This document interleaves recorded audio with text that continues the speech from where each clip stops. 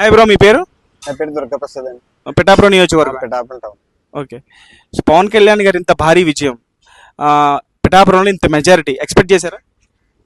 మేమైతే ఎక్స్పెక్ట్ చేసామండి. ఎందుకంటే దగ్గరుండి 2 months జాబ్స్ వదిలేసి పార్టీ ఆఫీస్కి అయితే ప్రజల్లోకి వెళ్ళాం. గాజు గ్లాస్ సింబల్ ఎట్టుకుని ప్రజల్లో 2 నెలలు కష్టపడి మేము పనిచేసాం. మేము నడుస్తూ ఉంటే స్వచ్ఛందంగా 500 మంది వచ్చేవారు ప్రతి వాటికి. అలా ఎలక్షన్ చూసాను కానీ స్వచ్ఛందంగా డబ్బు పంచకుండా, మందు ఇవ్వకుండా, జస్ట్ అంత జనం చూస్తుంటే కళ్ళు చెదిరిపోయి ఇదే 70,000 ఎక్స్ప్రెషన్ చేశాం. ఇంకా దానికి మాకు రిజల్ట్ వచ్చింది. చాలా సంతోషం అనిపించింది. ఆ ఆనందంలో కళ్ళకి నీళ్ళు వచ్చినాయి. నిన్న మధ్యాహ్నం అయితే ఏడ్చేసాం. ఇప్పుడు ఈ రోజు కదండి మేము కష్టపడింది. ఆయన 2014 పార్టీ స్థాపించింది కానీ ఆ జెండా మోయలేదు. మేము జనసేన జెండా మోస్తుంటే నవ్వేవారు, ఎక్కించేవారు, నవ్వేవారు. ఇదే మీ పార్టీ ఏంట్రా, మీ ఓడు అన్నయ్య పార్టీ తీసాడు, తమ్ముడు చేయడు, ఏం చేస్తాడు అన్నారు. అయినా 2019లో పోటీ చేశారు. 2 చోట్ల ఓడిపోయారు. ఓడిపోయిన తర్వాత ఇంకా అవమానాలు మాకు. మీ పార్టీ ఏంటి, 1 సీట్ రాలేదు, 2 చోట్ల పోటీ చేసాడు, మీ అధినేత ఓడిపోయారు, ఎంతమంది ఎన్ని రకాలుగా అవమానించారు. ఆ అవమానానికి సమాధానమే నిన్న results. 21-21 clean sheet, strike rate 100 మా పార్టీది. ఆ ప్రపంచంలో ఏ పార్టీకి లేదు అంతలాగా. 21-21 ఎంపీలు 2 తీసుకున్నాం. 2 ఎంపీలు మాకు వచ్చినాయి. మాకు చాలా సంతోషంగా ఉంది. ఇది ప్రజల తీర్పు, ప్రజల విజయం, ప్రజల దీవెనతో పవన్ కళ్యాణ్ గారు 21 సీట్లు గెలుచుకున్నారు. అలాగే కూటమికి కూడా నేను చంద్రబాబు నాయుడు గారు, పవన్ కళ్యాణ్ గారు బీజేపీ బొత్తు కలవడం వల్ల కూటమికి భారీ మెజార్టీ వచ్చింది. చాలా బాగా. వైసీపీ ఇంత ఘోర పరాజయానికి గల కారణాలు చెప్పగలుగుతారా? జగన్మోహన్ రెడ్డి గారు అప్పుడు ఒక స్టేట్మెంట్ ఇచ్చారు.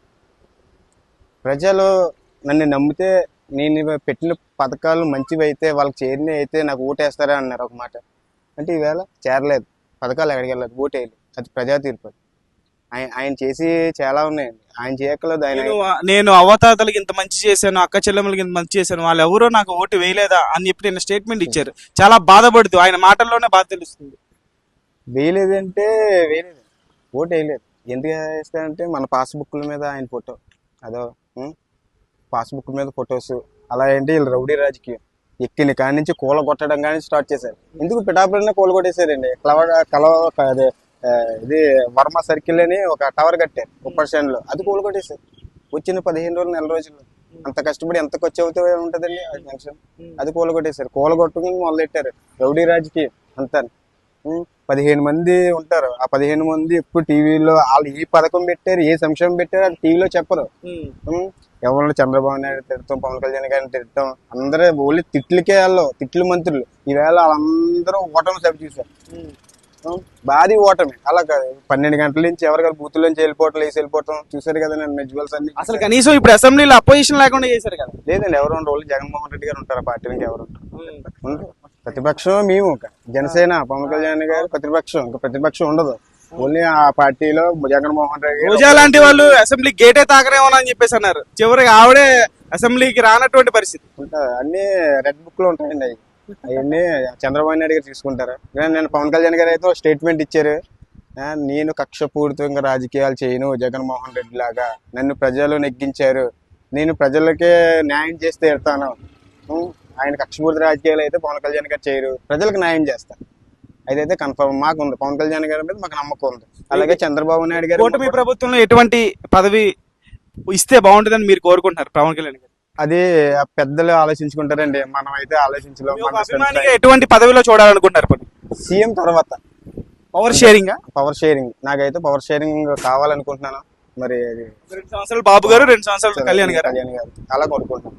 నాకైతే అది చాలా సంతోషంగా ఉందండి. మీ ఛానల్ ద్వారా నా మాటలు ఇలాగా చాలా మందికి ఇలాగా చేస్తున్నారు, బాగుంది. Thank you. Okay. Hi bro, నీ పేరు? నా పేరు గౌతమ్ బ్రో. గౌతమ్, ఏం చేస్తుంటావు? నేను actual photographer bro. Photographer. Pithapuram నియోజకవర్గమేనా? పిఠాపురం. పవన్ కళ్యాణ్ గారు ఇంత భారీ విజయం, 21-21 70,000 మెజారిటీ, ఎలా అనిపిస్తుంది? అసలు ఎక్స్పెక్ట్ చేయలేదు బ్రో. మేము ఎవరు అంతలా వస్తుందని అసలు ఎవరు ఊహించుకోలేదు. అసలు పిఠాపురం గెలుస్తుందా గెలవదా అని ప్రతి ఒక్కరు ట్రోల్ చేస్తున్నా సరే మేము ఆయన తరపున ఆయనతోనే ఉన్నాం. ఇంకేదేమైనా సరే ఇంకా ఆయన వదలకూడదు అని ఫిక్స్ అయిపోయాం. రోజా లాంటి వాళ్ళు అసెంబ్లీ గేట్ తాకనే ఉన్నా అన్నారు కదా. అప్పుడు అదే లేదు బ్రో, ఇప్పుడు రోజా లేదు ఇక్కడ. రోజా ఎక్కడుంది చెప్పండి.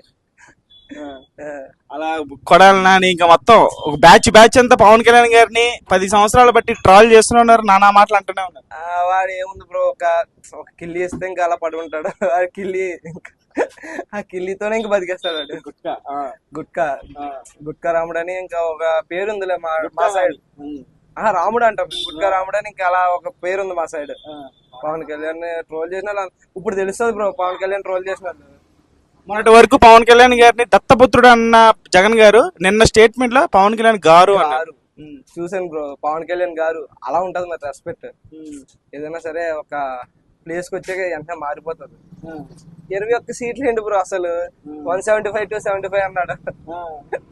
ఇప్పుడు జనసేనకు వచ్చిన సీట్లు కూడా రాలేదు కదా, 11 సీట్లు. ఎంత ఘోర పరాజయాన్ని ఎలా చూస్తారు? అది చెప్పలేం బ్రో. దానికి కారణం ఏంటనుకుంటున్నారు? కారణం ఒకసారి మళ్ళీ అడగ. ఇప్పుడు 11 సీట్లు కేవలం, పోయినసారి 151 సీట్లు కొట్టిన వైఎస్ఆర్సీపీ ఇప్పుడు కేవలం 11 సీట్లకే పరిమితం అవడానికి గల ఇంత ఘోర పరాజయానికి గల కారణం ఏంటి? వారు చేసిన మోసాలు అండ్ ఇంకేం చేయలేదు కదా బ్రో, అభివృద్ధి అటు ఏం లేదు కదా. అలా చేయడంతో ఇంకా ఎవరు జనాలు నమ్మలేదు, వాళ్ళ వల్ల అసలు నమ్మలేదు. నేను రైతన్నలకి ఇచ్చేసాను, అక్కసమ్మలకి ఇంత చేశాను, అవతాతలకి నాకు ఓటు పడలేదా, వాళ్ళు ఎవరు ఓటు నాకు పడలేదా, నేను నమ్మలేకపోతున్నా అని చెప్పేసి మా దగ్గరే తీసుకొని మాకివ్వడం అది ఒక గొప్ప బ్రో.